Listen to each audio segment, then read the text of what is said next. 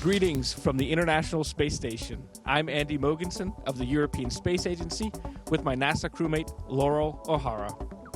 Have you ever wondered where the International Space Station is right now, or when you can see it fly overhead? NASA has an app for that. The Spot the Station mobile app allows you to locate the orbiting lab in real time right from your pocket. With the Spot the Station mobile app, users will know when the station is overhead and how to locate it. Some of the app's unique features include push notifications of upcoming viewing opportunities based on your exact location, an augmented reality interface which makes it easier to locate the station when passing overhead. And with the power of augmented reality, the app's built-in compass can show you where the space station is relative to you, even if you're on the other side of the globe.